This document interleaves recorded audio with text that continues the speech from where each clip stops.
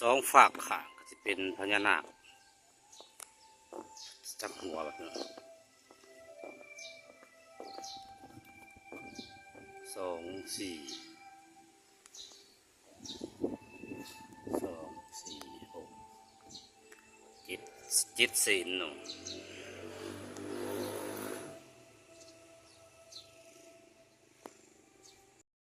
สบายดีทุกคนตอนนี้เรากลับมาหอดวัดไปที่เรียบร้อยเนาะนี่คือ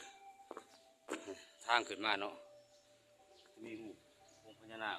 เจ็ดศีลเนาะทั้งสองข้างสองฝั่งก็เดินขึ้นมาทุกคนเปิดยังวะวัดบ้านเดนสวรรค์เด้อทุกคน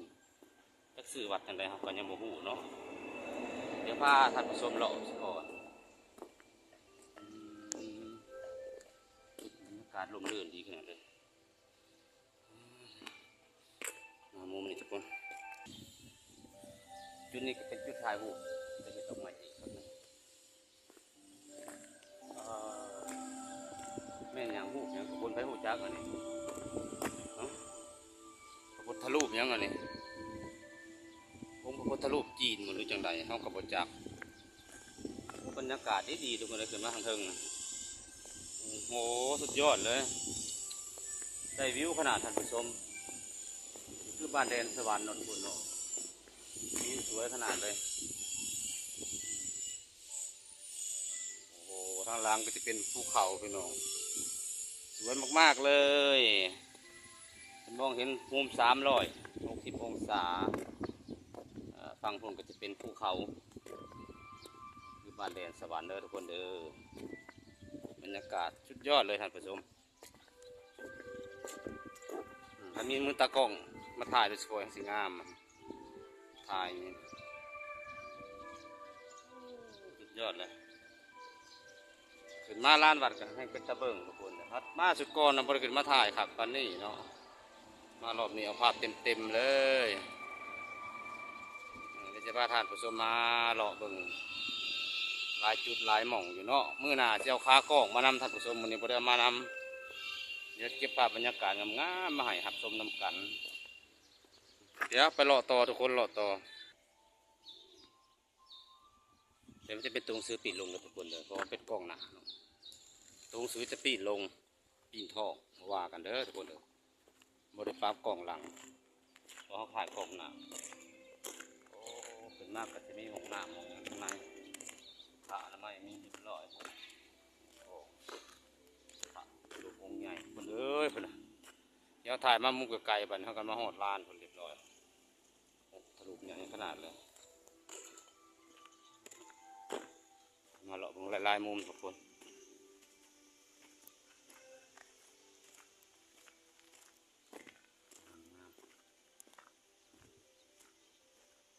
เดี๋ยวจะเอาเป็นสดๆถ่ายเด้อโอเคทุกคนเดี๋ยวจะมาเบิ่งมุมนี้ให้อีกรอบหนึ่งโอเค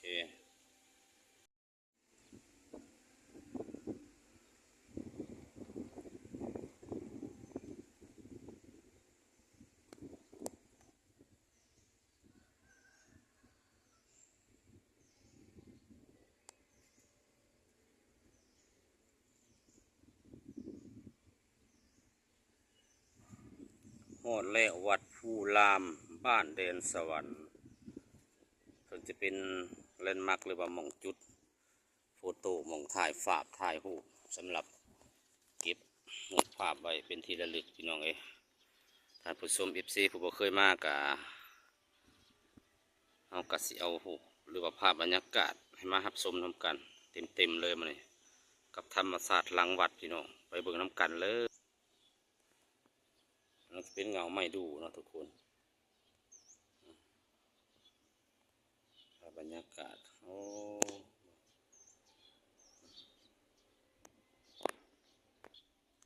อันนี้คือองค์พระพุทธรูปองค์ใหญ่เนาะเขากะมีบันไดขึ้นขักแน่ได้หักบ่ได้ถามเพิ่นเนาะเพิ่นขออนุญาตขึ้นได้บ่จังได๋เขากะยังบ่ทันลั่นหูเพิ่นต้องได้ไปถามเจ้าอธิการวัดเพิ่นหรือว่าถามฆราวาสเพิ่นเนาะว่าคนนี้เขาขึ้นไปเนี่ยต้องถอดเกือบบ่หรือแนวใดหั่นนะขึ้นไปบนนั่น หลังคาเนี่ยเนาะเขาก็จะขึ้นไปอยู่ในต้องที่สอบถามเพิ่นเนาะองค์พระพุทธรูปสาธุคุณพระคุณศีลคุณธรรมปกปักรักษาลูกหลานเด้อเนาะได้มาถ่ายทำก็ได้ขออนุญาตสิ่งศักดิ์สิทธิ์นะที่แห่งนี้เนาะคู่บ้านคู่เมืองของบ้านแดนสวรรค์ว่าสันซาเฮากะขออนุญาตเด้ออันนี้กะขออนุญาตเนาะเฮาก็บ่ฮู้อันนี้คือเป็นหยังเนาะกะบ่ฮู้อันสิจะอธิบายจังใดอันนี้คือเสาหยังพี่น้องเดี๋ยวไปเบิ่งใกล้ๆน้ำกันมามุมนี่มาถ่ายใกล้ๆเดี๋ยวให้ท่านผู้ชมนำชมน้ำกันสูงเติบเล็กน้อยจนแงนสุดคอผมมุมนี้ก็จะเป็นพระพุทธรูปเนาะที่เฮาเดี๋ยวเห็นมาแต่ไกลก่อนสิฮอดบ้านแดนสวรรค์หรือว่าก่อนสิฮอดแดนลาวบ่าวเนาะท่านผู้ชมหรือว่า FC ผู้เคยมาก็อาจสิฮู้เนาะเดี๋ยวมาใกล้ๆก่อนสิฮอดแดนสวรรค์หรือว่าแดนลาวบ่าวก็เห็นองค์พระพุทธรูปหันหลังให้เนาะทางทิศตะวันออกแต่ตัวนี้นี่ผู้ทายกับบ่จักนี่คือเสาหยังกับท่านได้ข้อมูลเนาะต้องขอโทษนำหลายๆมามุมนี้ก็จะเป็นตึกอาคารกับบ่ฮู้ว่าเป็นอาคารอหยังหลังขาวๆนี่บ้านเดนสวรรค์ซอยนั่นถ้ามันสอดใส่เนาะเฮาก็บ่เคยเข้าไปหล่อจักเทื่อมุมทางต้องจะเป็นภูเขาพี่น้องสวยงามหลาย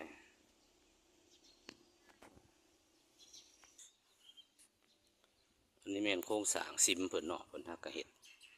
หรือว่าเฮ็ดหลายปีแล้วก็บ่ฮู้เนาะเพิ่นมีช่วงก่อสร้างอาจจะแม่นซิมนั่นแหละเบิ่งรูปทรงต้องได้เทเสาลอยหรือว่าพื้นลอยคานลอยธรรมดาเนาะออกแบบพื้นที่มันบ่เพียงเนาะต้องเทเสาแบบนี้ธรรมดาพี่น้องเอ้ยเขตผู้ดอยก็สิประมาณนี้แหละเคมุมเนี่ยก็จะมุมไก่เนาะจะเห็นทั้งสองข้างเป็นเสาหยังกับพระหูเนาะในพระองค์โพธิ์ทะลุองค์ใหญ่อยู่ที่วัดภูลามบ้านเดชสวรรค์นี่ก็จุดหนึ่งเนาะจุดสำหรับเก็บภาพถ่ายภาพเป็นที่ระลึกเนาะสบายดีปีใหม่ลาวเพิ่นว่าเนาะจากนั้นก็ใกล้สิฮอดแล้วทุกคนเลยอีกเดือนหน้าก็แม่เนาะมื้อนี้ก็ที่15แล้วอีกเดือนเดียว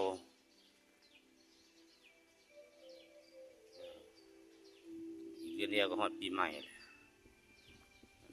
จะเป็นม้วยหนึ่งเข่าเนาะไส้สำหรับดักปลาเนาะให้เงินให้ทองงามให้ทุกคน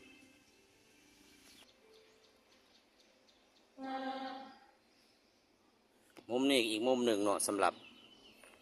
ถ่ายรูปเป็นที่ระลึกเนาะจะมีกระถางดอกไม้ไว้ทางหลังแล้วก็ทั้ง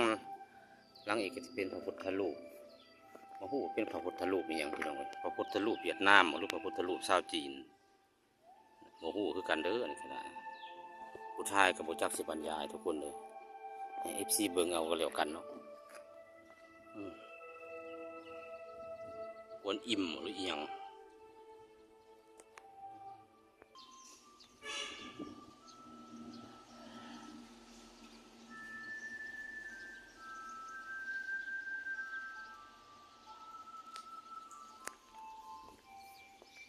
ภาพมุมนี้ก็สวยทุกคนจะเห็นมองไปจะเห็นภูเขา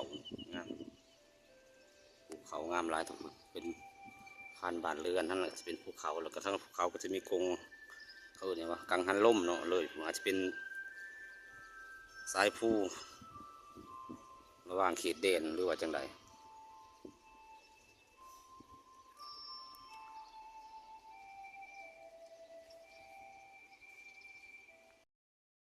โอเคทุกคนตอนนี้เราก็ลงมาเลยหลังจากที่เดินเลาะหอบในหรือบ่หอบกับโบน้ำกันเนาะเราไม่หอบเลยแหละเนาะต้องกะลงตามบันไดบาดเนาะตอนลงตามบันไดตอนคืนทั้งมันลาดสั้นหูกันพญานาค7 เสียนนี้เนาะตอนลงมาเขาก็เลยลงบันไดโอ้ยหัวเข่าลันกุดลงมาหอด ประตูของวัดแหละหรือประตูวัดแหละอ๋อเรียบร้อยตอนเอาขึ้นทั้งนี้เนาะย่างขึ้นเอาลงขึ้นก็ได้อยู่แต่ว่าเพิ่นคือสิบ่อนุญาตให้เอาขึ้นก็เลยบ่ขึ้นเลยว่าจอดไว้อยู่ลุมนี่เราก็ลงมาฮอดประตูวัดเรียบร้อยคลิปนี้ก็พาเดินพาชมวัดบันเดนสวรรค์เนาะคนเรามาฮอดนี่คลิปเราก็พอเนี่ยลงคลิปเพียงตัวนี้ก่อนมีคลิปต่อหน้าเอาลอนเชนแนลทีมมีคลิปยังก็ให้ FC ฝากกดหรือว่าติดตามอีกคลิปต่อไปเนาะสำหรับคลิปนี้ก็ขอจบลงเพียงตัวนี้เนาะทุกคนเนาะคลิปภาพบรรยากาศวัดปูล่ามบ้านเดนสวรรค์เนาะ